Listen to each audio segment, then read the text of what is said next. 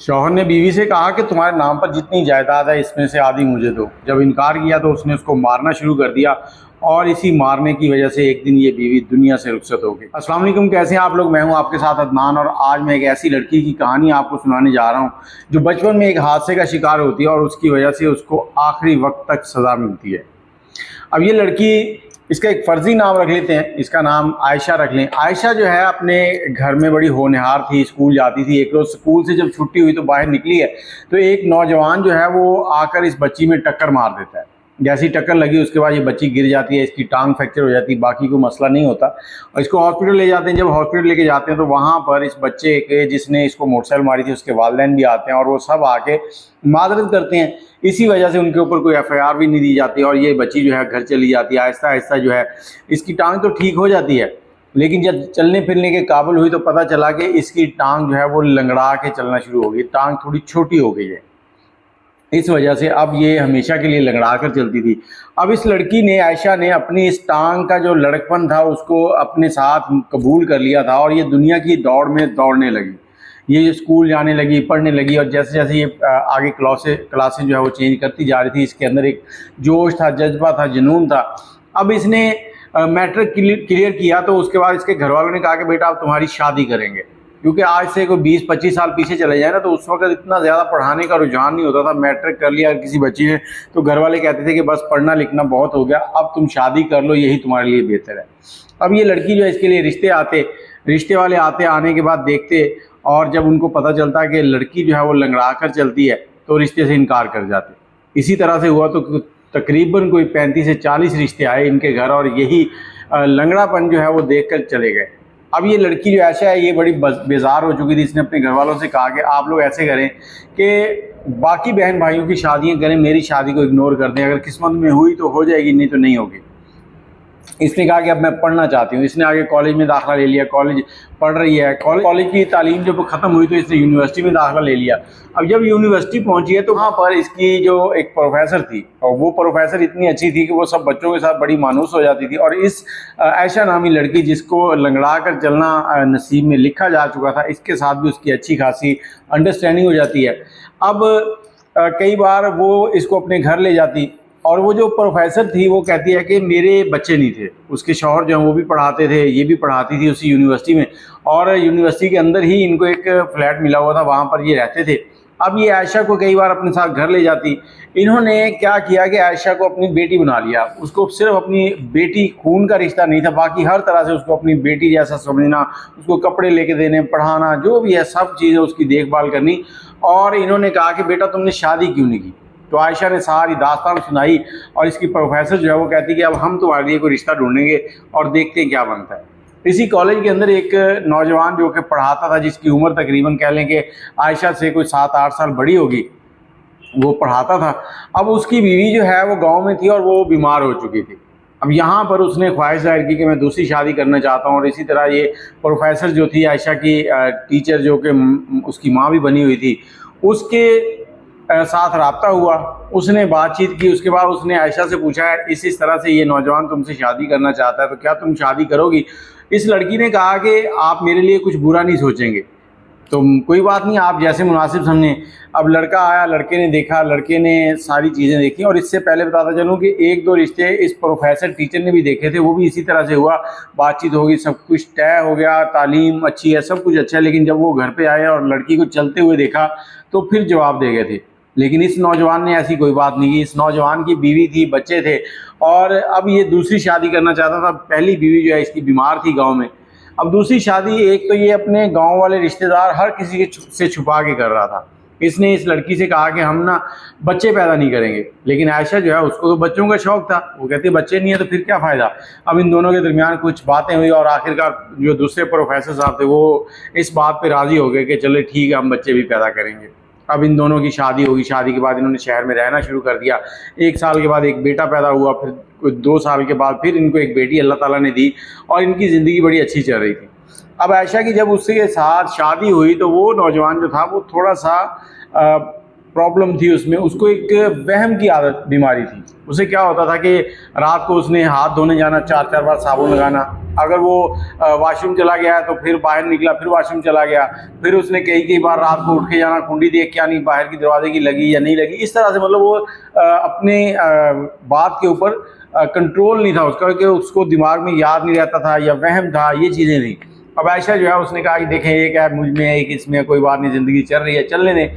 कोई तकरीबन 4 साल गुजरे। अब एक बच्चा जो है वो 3 साल का और दूसरा बच्चा 1 साल का है। और ये जो इसका शौहर था आयशा का, ये एक दिन घर आया और आकर बड़ा परेशान है। इसने अपनी बीवी को बताया कि आयशा को बताया कि मेरे ना गांव में पता चल गया है कि मैंने शादी कर लिया। तो वो कहती कि मैंने तो आपसे पहले ही कई बार कहा है कि अपने गांव में बताएं, अपने घर वालों को, रिश्तेदारों को बताएं कि आपने शादी की हुई है। वो कहता नहीं, हमारे यहाँ ऐसे मामलात हैं कि वहाँ जो शादी होनी है वो बड़ों ने करनी है और ख़ानदान के अंदर ही शादी होनी है, बाहर शादी करने का कोई रिवाज नहीं है। अब ये परेशान है और इसने कहा कोई बात नहीं हुई, दोनों परेशान बैठे हुए हैं। अब दिन गुजर रहे हैं, 3 से 4 दिन। आयशा कहती कि मैंने देखा कि प्रोफेसर साहब जो है ना वो रो रो के टाइम स्पेंड कर रहे हैं, मतलब वक्त जो है उनका बड़ा मुश्किल से गुजर रहा है, हर वक्त उनकी आंखों से आंसू।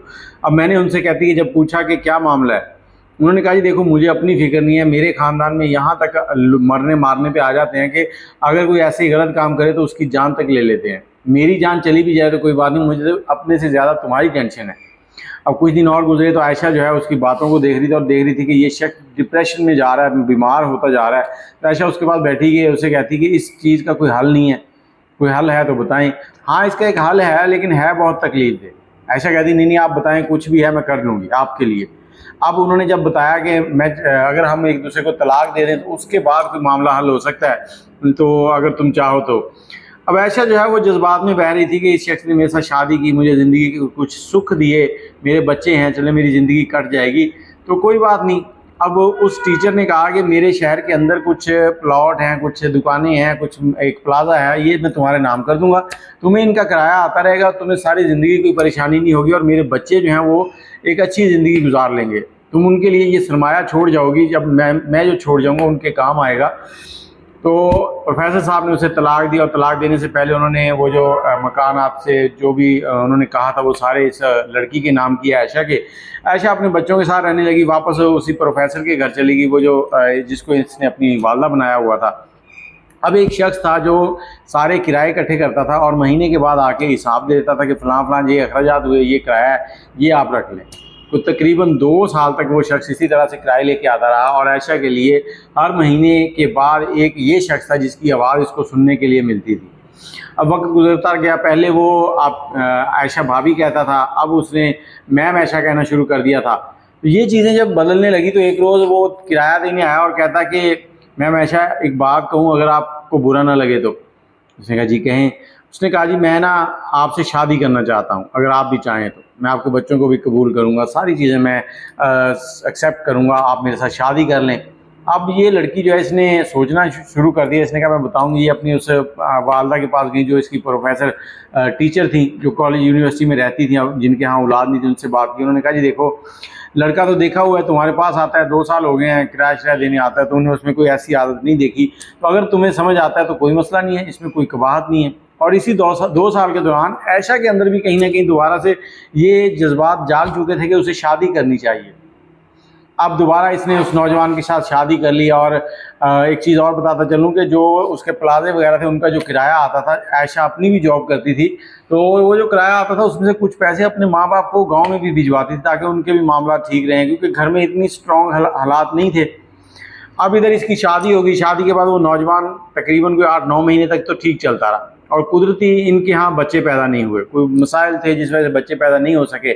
अब 9 महीने गुजरे तो उसने एक दिन आके कहा कि बेगम तुम ऐसे करो, ये जो प्रॉपर्टी है इसमें से आधी प्रॉपर्टी तुम मेरे नाम क्यों नहीं कर देती। पहले तो उसने ये कहा कि मुझे ये चेक तुमसे साइन करवाने मुश्किल होते हैं, मुझे अच्छा नहीं लगता, कभी इस पर चेक पे साइन कर दो, कभी उस पर कर दो, तो आप ये आधी प्रॉपर्टी मेरे नाम कर दें। अब आयशा जो है वो कहती कि मैं परेशान। मैंने उसे कहा देखिए ये मेरे बच्चों की अमानत है, उनके बाप ने मेरे नाम लगवाई है, तो आप इनके बाप तो नहीं है, अगर आपके नाम करूँगी तो इनके ऊपर कैसे मुंतकिल होगी, ये तो इनके साथ ज़्यादती होगी। तो जहाँ है वहीं ठीक है, अगर आपको कोई परेशानी होती है तो मैं एक मैनेजर रख लूँगी, वो सारे काम किया करेगा। अब इसी शख्स ने एक मैनेजर का बंदोबस्त किया, क्योंकि इसको ये था कि शादी हो गई है, घर के अखराजात चल रहे हैं, सब कुछ ठीक है, तो इसने मैनेजर का बंदोबस्त किया। अब वो लड़का जो है वो किराया लेके आता, कोई 3-1 महीने गुजरे तो उसने एक दिन आयशा को कहा कि मैम आप मेरे साथ चलें। वो उनको साथ लेके गया, उसने सारी डिटेल बताई। उसने कहा जी एक्चुअल किराया आपके दुकानों का ये है और आज तक आपके पास ये किराया पहुँचता रहा है। अब वो हैरान हो गई, उसको यकीन ना आया। उसने फिर पूरे प्रूफ दिए। प्रूफ देने के बाद शाम को जब ये शख्स, इसका जो शौहर था दूसरा, वो घर आया तो उससे उसने बात की। उसने कहा जी ये क्या। अब वो आगे से बातों को दबाना चाह रहा था, कहता कि कल के नौजवान पे तुम यकीन कर रही हो, मैं तुम्हारा शौहर हूँ, तुम्हें मुझ पर यकीन नहीं है। और दूसरा ये कि पैसे उसने हिसाब किताब करके इधर उधर करके बराबर करने चाहे, लेकिन वो नाकाम रहा। अब ये लड़की अपनी उसी माँ के पास जाती है जो प्रोफेसर थी, उसे जाके बताती है। अब वो कहती है कि देखो तुम्हारा शौहर है और अगर वो कुछ पैसों के एवज तुम्हें कुछ खुशियां दे रहा है तो कोई कबाहत नहीं है, चलने दो मामला ऐसे ही। अब घर के अंदर इनके झगड़े रहने लग गए। ये शख्स कह रहा था बार बार कि आधी जायदाद मेरे नाम करो, और उधर वो लड़की जो है वो बज़िद थी कि मैं आपके नाम नहीं कर सकती। अब इसने उसको लंगड़ी कह के बुलाना शुरू कर दिया। फिर कभी कहना किधर जा रही हो, अपनी माँ के पास जा रही हो, मतलब ताने देने। इस तरह की इसकी सूरत हाल हो गई और इस सूरत हाल को देखते हुए ये लड़की परेशान रहने लगी। अब हुआ क्या, एक रोज़ ये नौजवान जो इसका दूसरा शौहर था, ये गुस्से में था और इसने आयशा को मारना शुरू कर दिया, और इतना मारा कि अपनी तरफ से वो उसको ख़त्म कर चुका था। उसके बाद को उसकी ज़िंदगी थी, वो डॉक्टर को ले आए, डॉक्टर को लाए, और डॉक्टर के पास जाने के मतलब वो ठीक तो हो गई, लेकिन उसको कोई अंदरूनी ऐसी चोट लगी जिससे उसके गुर्दे डैमेज हुए, गुर्दे पे चोट लगी, और वो बाद में कुछ अरसे के बाद गुर्दे का कैंसर बन गया। और तकरीबन इनकी शादी को 1 से 1.5 साल गुजर चुका था। जब इसने उसको मारा था ना, तो उसने पुलिस को कॉल कर दी थी। जब पुलिस आई है, पुलिस ने इस शख्स को गिरफ्तार किया, तो पता चला कि ये शख्स किसी के साथ फ्रॉड कर चुका है। अब इसने उसको पैसों का वादा किया था मैं दूंगा, और वही पैसे देने के लिए अपनी बीवी से कह रहा था कि जायदाद मेरे नाम करो ताकि ये बेचकर पैसे दे सके। अब पुलिस उसको पकड़ के ले गई। इधर ये जो लड़की थी आयशा, ये दिन ब दिन बीमार से बीमार तर होती जा रही थी, और इसने एक रोज़ अपनी इस प्रोफेसर माँ और जो इसका शौहर था, जिसको ये अब्बू और अम्मी कहती थी, और बच्चे भी इसके उसको नाना नानी कहते थे, उनको बुलाया। उन्हें कहा कि मैं ये सारी प्रॉपर्टी जो है आपके नाम करना चाहती हूँ, और इस प्रॉपर्टी को आपने मेरे मरने के बाद जैसे मेरे बच्चे जवान होंगे बाहिफाजत इसी तरह इनके नाम मुंतकिल करना है, और इसमें से फ़लाँ जो जगह है उसका किराया जो आपने हमारे घर पहुंचाना है मेरे वालिदैन को, बाकी जो है वो आप रखें और इन बच्चों के लिए कुछ ना कुछ बेहतर कीजिएगा। मेरे जो हालात हैं मुझे नहीं लगता कि मैं ज़िंदा रहूँगी। अब ये सारी बातें हो गई, उन्होंने बड़ा उसको समझाया, लेकिन उसने पावर ऑफ अटर्नी या जैसे भी उनके नाम करवा दी।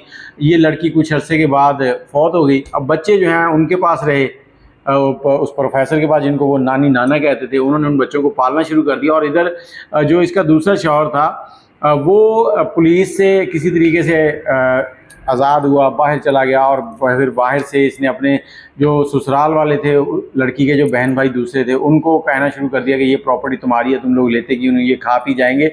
उन्होंने केस कर दिए, सब कुछ किया। अब प्रॉपर्टी तो उनके नाम थी, वो वापस जा ही नहीं सकती थी, और केस का उन्होंने सामना किया। सामना करने के बाद अब बच्चे भी जवान होते जा रहे थे। बच्चे जब 16-17 साल की उम्र को पहुँचे तो उन्होंने वो प्रॉपर्टी सेम उसी तरह से उन बच्चों के नाम करवा दी।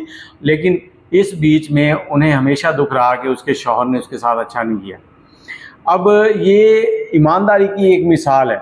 जो प्रॉपर्टी उस वक्त 8-10 करोड़ की थी, जब उन्होंने बच्चों के नाम मुंतकिल करवाई तो 20 से 24 करोड़ की वो हो चुकी थी। और ये बच्चे अब कहते हैं कि उनकी शादियां भी हो चुकी हैं और हम नानी की जगह परनानी और परनाना बनने वाले हैं। और ये इन्होंने कहानी सुनाते हुए बहुत रोई कि एक मुआशरा जो एक ऐसे शख्स को जिसने खुद से किसी चीज़ को नहीं किया था, अब उसका लंगड़ापन जो था वो किसी और की गलती थी जिस वजह से वो आ गया था, और हर शख्स उसको लंगड़ा लंगड़ी मतलब अजीबोगरीब नामों से पुकारते, ये सारी चीज़ें थी। तो ये कहानी सुनाने का मकसद आपको सिर्फ ये है कि जहाँ दुनिया में बहुत से बुरे लोग हैं, वहीं पे दुनिया में बहुत से अच्छे लोग भी हैं। तो इस कहानी को दोस्तों तक ज़रूर शेयर कीजिएगा, और कोशिश करें कि अगर आपके पास कोई अमानत रख जाता है तो उस अमानत में ख़यानत ना करें, उसको किसी के साथ शेयर ना करें। अगर कोई आपको अपनी बात भी कोई बताता है तो उस बात को भी आप अपने तक ही रखें, ना कि उस बात को आप आगे मुंतकिल करें और आगे से आगे मुंतकिल होती जाए और किसी के लिए शर्मिंदगी का बायस बने। बाकी आप अपनी कहानी अगर कोई शेयर करना चाहते हैं तो नंबर है 03002520 629। दुआ में याद रखिएगा। अल्लाह हाफ़िज़।